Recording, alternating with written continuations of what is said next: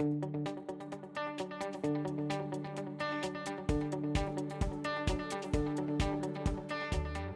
right, welcome back. Solid objects anywhere around you, we've got them covered. Compounds, elements. If I give you the mass, number of moles is easy. If I give you the number of moles, finding your way back to mass, no problem whatsoever. It's fantastic, good start. We've talked about solutions quite a bit as well though, and it's also worth making sure that we can handle those too. So you remember these solutions where you take your solute and then when you dissolve it in a solvent, you make a solution? In particular, we've spoken about aqueous solutions where the solvent is water, and that once again is going to be our focus today. Again, we've talked about lots of everyday examples, things like the sea at the beach. Solutions in the lab are obviously an example. Your wines, your soft drinks, these are all good examples of solutions. So when we're quantifying material in a solution, we usually talk about the concentration, the amount of solute that we have per volume of solvent. For example, you might spoon 10 grams of sugar into a cup of water. If your cup's 250 mils, you could say I have 10 grams of sugar per 250 mils of water. That would be a concentration. It tells us exactly how much you have there. But of course, chemists, we're not so interested in masses and things like that. We are interested, of course, in moles. So we have our own unit of concentration that you and I are going to work with. Our concentration is referred to as molarity. So concentration, molarity, they are somewhat interchangeable terms, but molarity has that very specific set of units that we chemists use all the time. When we calculate the concentration of a substance, we don't talk about the mass per volume, we talk about the number of moles per volume. Specifically, concentration or molarity is defined as the number of moles of your solute, in this case your sugar for example, per litre of your solvent, of your water. This is molarity, number of moles per litre. Our units of molarity are a little bit unfortunate. We can use one of two different units. The first one makes perfect sense. Molarity is the number of moles per litre and our unit is moles per litre. But one of the units we more commonly use instead is a capital M, and that capital M, it refers to molarity. And we would say, for example, we have a 0.5 molar solution. That capital M would be read as molar. Why is this unfortunate? I'm pretty sure you're thinking back to the last topic saying, hang on, isn't capital M our atomic mass or our molar mass? It is. There is this opportunity for confusion. Why have they done this to us? Why have they used the same letter for two different things? Largely it's because there's only 26 letters in the alphabet, and sooner or later there's going to be some doubling up. Even when you use uppercase and lowercase, throw in some of the Greek alphabet even, we're still going to run out sooner or later. So yes, it is the same letter. How can you tell the difference? Capital M, when we're using that as part of a mathematical equation, that's our atomic mass, that's our molar mass.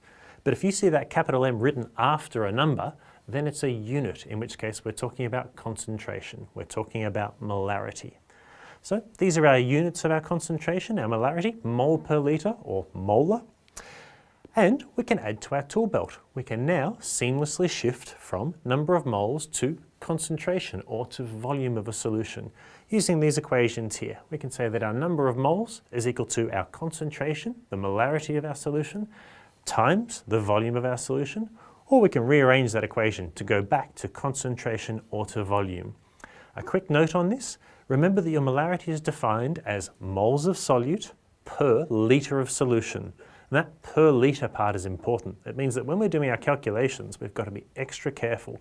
Got to make sure that those volumes that we use are in litres. So if they're in millilitres, which they often will be, we often handle things by the millilitre, we've got to convert those into litres. It's just a factor of 1,000 either way, but we can't forget. Like always, let's try a couple of examples together to make sure we can use this new part of our tool belt. In this first example here, I'm asking you to calculate the number of moles of NaCl, of sodium chloride that we have in 760 mils of 1.15 molar sodium chloride solution. Just once again quickly go over the second half of that sentence so you can get used to the lingo. 760 millilitres of 1.15 molar. That is how we would communicate that concentration. 1.15 molar sodium chloride solution. So once again, pull apart the question in your mind. It's asking for the number of moles, which is going to be in the center of our tool belt, and it's given us a concentration and a volume. If we look at our new set of tools, we can see that if we have the concentration and the volume, we can readily combine them to find the number of moles. We can say N equals C times V, your concentration times your volume. So going through this example together, if we know our number of moles is equal to our concentration times our volume, my concentration I can take straight from the question, 1.15 molar, times my volume, 760 millilitres. Remember that must be in litres. To convert between the two, I can either go over to the side and do it, or I can do it in the question. We would simply divide by 1,000. So that will be 0.760 litres. Pop that into your calculator and we end up with 0.874 moles of salt, of sodium chloride. So again, what have we discovered here? We've got a 1.15 molar salt solution, that's its concentration. Now if you were to take 760 mils of that solution, how much salt would you have? You would have 0.874 moles of that substance in it. Seem fair? Let's go through another one just to make sure, again, we've got the right of it. If you're feeling game, try and jump ahead, answer it before we talk about it in the video. Right, so in our second question, calculate V, and now I've highlighted this in red because this is another new set of terminology for us. Can you see those square brackets around that chemical? When we see those square brackets, that means concentration of. So whatever's inside those square brackets, we're after the concentration of it. If I was reading this question to you, it would read, calculate the concentration of nickel chloride in a solution prepared by dissolving 0.0183 moles of nickel chloride in 68 mils of water. So this time we've got different puzzle but similar set of tools. Once again, we're after this portion of our tool belt, but this time I'm asking you to find the concentration given the number of moles and the volume. We're moving the other way in the diagram. So if I'm using my tool belt to go in this direction this time, if I'm trying to find the concentration, I need to use this bottom equation here. Concentration is equal to the number of moles divided by the volume. Substituting in my data, the number of moles that I have is 0.0183 moles divided by my volume, 68 mils. Once again, don't forget, must be in litres. So if you want to, over on the side, you can do the maths. 68 divided by 1,000, you'll end up with 0.068 litres. Pop that into your calculator. If all's gone to plan, you'll end up with a concentration of 0.269 molar. And if you had decided that the concentration was measured in mole per litre, that would be fine too. Either set of units is acceptable. So, where do we stand now?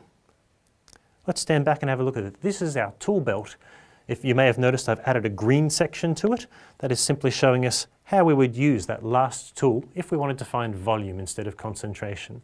So this is our complete tool belt. These are all of the new mathematical skills we're going to develop in this topic. We now, if we are given a mass, a concentration, a volume, any everyday kind of measure of material, we can turn that into the chemist's measure. We can turn it into moles. One more building topic and then we're going to start looking at what we can really do with this.